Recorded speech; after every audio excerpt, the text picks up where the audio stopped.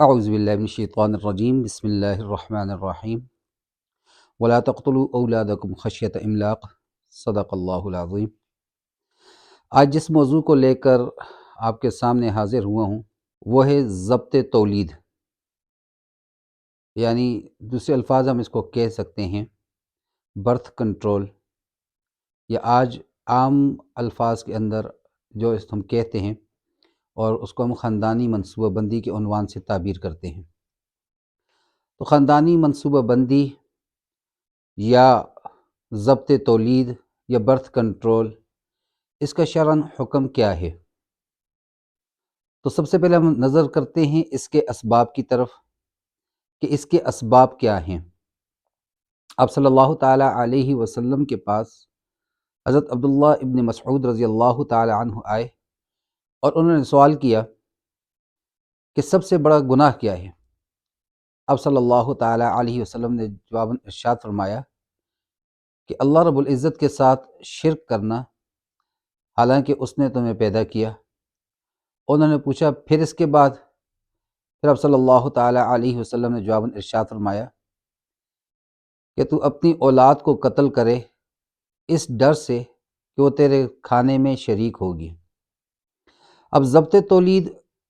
یا birth control کرنے کے مختلف اسباب ہیں، نیتیں مختلف، ہر مومن کی نیت اس کے عمل سے بڑھ کر ہوتی ہے۔ تو اب اگر اس کی نیت ٹھیک ہے تو پھر تو وہ عمل حلال ہے، اور اگر اس کی نیت ٹھیک نہیں پھر وہ عمل حرام ہے۔ ضبط تولید کیا آپ صلی اللہ تعالیٰ علیہ وسلم کے زمانے میں بھی ہوتا تھا؟ برتھ کنٹرول ہوتا تھا؟ بالکل۔ 6 ہجری غزوہ بنی مصطلق، جس میں نبی کریم صلی اللہ تعالیٰ علیہ وسلم نے ام المؤمنین حضرت جویریہ رضی اللہ تعالیٰ عنہا و ارضاہا سے نکاح فرمایا تھا، تو اس کی روایات مسلم شریف کے اندر موجود ہیں کہ صحابہ کرام رضی اللہ عنہم اجمعین فرماتے ہیں کہ ہم اپنے گھروں سے دور تھے، اور پھر قیدی عورتیں بھی تھیں ان کے پاس، تو انہوں نے چاہا کہ ان کے ساتھ ہم اپنی ضرورت کو پورا کریں، لیکن وہ ان سے اپنی اولاد نہیں چاہتے تھے۔ تو آپ صلی اللہ تعالیٰ علیہ وسلم سے انہوں نے اس کا ذکر کیا، تو آپ صلی اللہ تعالیٰ علیہ وسلم نے منع نہیں فرمایا۔ اب ضبط تولید کے مختلف اقسام ہیں، مختلف انواع ہیں، یا ہم کہہ سکتے ہیں کہ اس کے مختلف طریقہ کار ہیں کہ آدمی آج کے زمانے میں اس کے لیے میڈیسنز ملتی ہیں، گولیاں استعمال کرتے ہیں، ٹیبلٹس استعمال کرتے ہیں۔ اسی طرح کہ پریگننسی نہ ہو اس کے لیے آپریشن کروائے جاتے ہیں، یا ایسا بھی ہوتا ہے کہ حمل ٹھہر گیا، پریگننسی ہو گئی، اور اس کے بعد اس کو دوائیوں سے ضائع کر دینا، اسقاط حمل کرانا، بچے کو ضائع کروا دینا، گرا دینا، یا ایسا کوئی طریقہ اختیار کیا جائے کہ مادہ منویہ سپرمز وہ جائیں نہ۔ اب ان ساری اقسام کا، ساری قسموں کا مقصد ایک ہی ہے، برتھ کو کنٹرول کرنا۔ ان میں سے کسی بھی قسم پر بحث کرنے سے پہلے ہم یہ دیکھنا چاہتے ہیں کہ کرنے والا برتھ کنٹرول یا ضبط تولید کر کیوں رہا ہے۔ اگر تو اس کے ذہن میں یہ ہے کہ میں ایک کم آمدنی والا آدمی ہوں،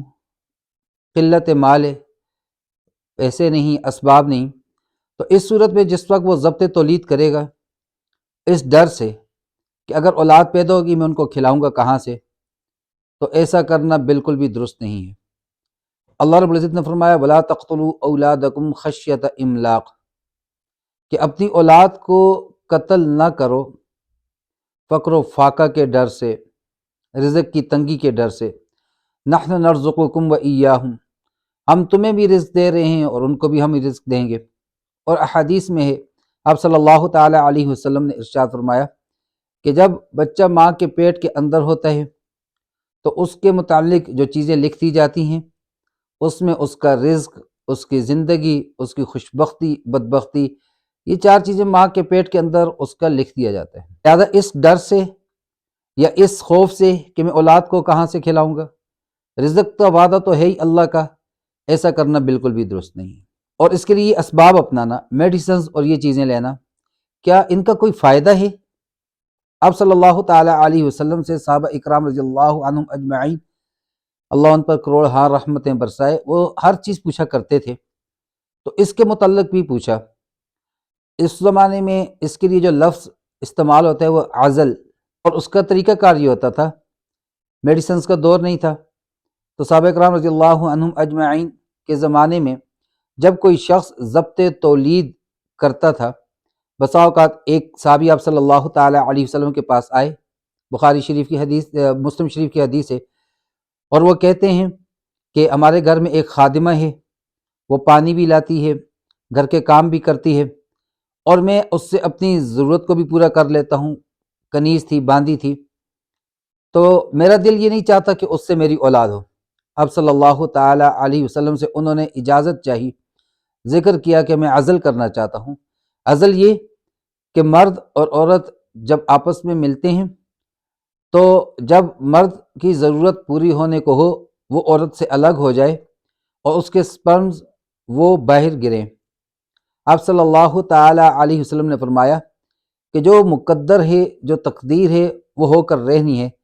جس ہر نطفے میں اللہ نے اولاد نہیں رکھی، اور جس میں اللہ نے اولاد رکھی ہے وہ ہو کر رہے گی۔ وہی صحابی کچھ عرصے کے بعد تشریف لائے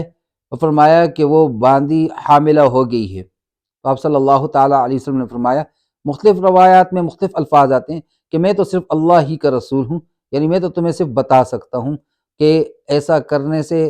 کیا ہوگا یا نہیں ہوگا، یہ علم غیب یہ تو نہیں میرے پاس۔ البتہ اسباب کے ذریعے ہم بات کریں تو جس چیز کو اللہ نے مقدر فرما دیا، جس روح کو اللہ نے مقدر فرما دیا، اس نے دنیا میں آ کر رہنا۔ اب بات کرتے ہیں کہ میڈیسنز یوز کر رہے ہیں، آپ کوئی بھی چیز یوز کر رہے ہیں اور ضبط تولید کر رہے ہیں، تو یہ خلاف فطرت ہے۔ فطرت کیا ہے؟ شادی کا مقصود اصلی کیا ہے؟ اگر شادی میں ہم بات کریں تو عورت کو بہت زیادہ حقوق حاصل ہیں، لیکن یہ حق اس کو بالکل بھی حاصل نہیں ہے کہ وہ خاوند کو کہے کہ میں اولاد پیدا نہیں کرتی۔ یہ حق اس کو اللہ نے نہیں دیا، شریعت نے اس کو نہیں دیا۔ اسی طرح یہاں تک بھی کہ آپ صلی اللہ تعالیٰ علیہ وسلم نے فرمایا کہ خاوند عورت کو اپنی ضرورت کے لیے بلائے اور وہ اس کے پاس نہ آئے، اس حالت میں سو جائے، تو پوری رات اللہ کے فرشتے اس عورت پر لعنت کرتے رہتے ہیں۔ اور وہ ضرورت اصل کیا ہے؟ تناسل ہے، نسل کو بڑھانا۔ شادی کا مقصود اصلی ہے ہی تناسل، اس کے بغیر اس کو کوئی مقصد ہے ہی نہیں شادی کا۔ لہٰذا اگر ہم یہ کرتے ہیں، ضبط تولید کا عمل کرتے ہیں، تو ہم فطرت سے بغاوت کر رہے ہیں، اور جب فطرت سے بغاوت کریں گے، کوئی بھی ان نیچرل کام کریں گے، تو اس کے اندر ضرور کوئی نہ کوئی خرابی پیدا ہوگی۔ اب بات کرتے ہیں کہ اگر ایسا کوئی کر رہا ہے اور اگر اس کی نیت یہ ہے کہ میں اس کو رزق کہاں سے دوں گا، میں ان کو پالوں گا کہاں سے، تو پھر اس صورت میں یہ قطعاً حرام ہے۔ اور اگر کوئی اور موانع ہو، مثلا بعض اوقات حاملہ عورت کی کنڈیشن یہ ہوتی ہے، یا وہ عورت بچہ اب مزید پیدا نہیں کر سکتی، کرتی ہے تو ڈاکٹر کہہ دیتا ہے، معالج کہہ دیتا ہے، طبیب کہہ دیتا ہے کہ عورت کی جان کو خطرہ ہے، یا کوئی ایسی بیماری میں عورت مبتلا ہے کہ اگر وہ بچہ پیدا کرے گی تو وہ بیماری اس بچے کے اندر بھی ہوگی، یا اسی طرح سے مسلسل بچے پیدا کرنے سے اس عورت کے ہلاک ہونے کا خدشہ ہے، تو ان تمام صورتوں کے اندر اگر برتھ کنٹرول کیا جائے، خاندانی منصوبہ بندی کی جائے، یہ بالکل درست ہے، اس کو ناجائز کہیں پر بھی نہیں کہا گیا۔ اس نظریے سے بچے دو ہی اچھے، ایسا کرنا کہ جی دو سے زیادہ کیسے پالیں گے، کیسے تربیت کریں گے۔ تربیت میں آپ یہ چاہتے ہیں کہ میرا بچہ ہے، اب یہ 2-3 سال کا ہو جائے، ماں کا دودھ پی لے، بڑا ہو جائے، تھوڑا اپنے چلنے پھرنے لگ جائے، ذرا کم توجہ والا ہو جائے، جو چھوٹا بالکل انفینٹی میں ہوتا ہے، ایک رضاعت والا بچہ ہوتا ہے، ماں کی فیڈنگ لے رہا ہے، اس وقت اس کو زیادہ توجہ کی ضرورت ہوتی ہے، اس وقت اس کو زیادہ کیئر کی ضرورت ہوتی ہے۔ تو آپ یہ چاہتے ہیں کہ ہم اس بچے کو تھوڑا سا بڑا کرنے کے بعد پھر اگلا بچہ پلان کریں گے، اور آپ اس کی تربیت کے لیے اور ماں کی حالت کو دیکھتے ہوئے اگر آپ برتھ کنٹرول کرتے ہیں، ضبط تولید کرتے ہیں، اور اس کے اندر گیپ دے دیتے ہیں، ٹائم گیپ دے رہے ہیں، سپیس دے رہے ہیں، تو اس صورت میں بالکل ٹھیک ہے، حلال ہے۔ خلاصہ کلام کہ ساری چیزیں نیت پر ڈیپینڈ کرتی ہیں، آپ کی نیت کیا ہے۔ اگر آپ کی نیت اس کے رزق کی پریشانی ہے یا یہ ہے کہ اس کو میں پالوں گا کیسے، تو پھر ایسا کرنا، ضبط تولید کرنا بالکل قرآنی آیات کے خلاف ہے۔ اللہ کہہ رہے ہیں رزق ہم دے رہے ہیں اور ہم نے اپنے آپ کو رزق کا ذمہ دار ٹھہرا دیا۔ اور دوسری صورت میں کہ یا آپ کی نیت درست ہے، آپ تربیت کے لیے گیپ سپیس دے رہے ہیں، یا وہ اس کی کنڈیشن زچہ بچہ وہ اس حالت میں ہے کہ اگر وہ مزید بچوں کی پیدائش دیتی ہے یا وہ مزید بچوں کو آگے پیدا کرنے سے اس کی اپنی ہلاکت یا بچے کی ہلاکت یا ایسی بیماری، اور ایسی بیماری جو ناقابل علاج ہوتی ہے، تو اس صورت میں پھر اس وقت آپ ضبط تولید کرتے ہیں تو بالکل شرعاً یہ جائز ہے اور اس پر کسی قسم کا مواخذہ نہیں ہے۔ اس کے لیے جو اسباب اختیار کرتے ہیں تو ہاں، ان اسباب میں یہ دیکھ لیجئے گا اس میں معالج ایسا ہو جو اسلامی احکامات سے واقف ہو، اور اس کے علاج میں ایسا نہ ہو کہ اس نے آپ نے گیپ کے لیے دوائیاں یوز کر دیں اور انجانے میں ایسے آپ کچھ استعمال کر گئے جس سے ہمیشہ کے لیے آپ کی تولیدگی کا عمل ختم ہو گیا، تو ایسا کرنا بالکل بھی درست نہیں ہے۔ لہذا سارے پہلوؤں کو ایک اسلامی اور ایک مسلمان معالج کے ساتھ ڈسکس کر کے ساری صورتحال کو، اور پھر علماء سے اس کا پوچھ کر اور پھر اس کے بعد اقدام کیا جائے، تو انشاءاللہ امید ہے ہمیں اللہ رب العزت کی ذات سے کہ آخرت میں ہم سے اس پر کسی قسم کا کوئی مواخذہ نہیں ہوگا۔ والسلام وما علینا الا البلاغ۔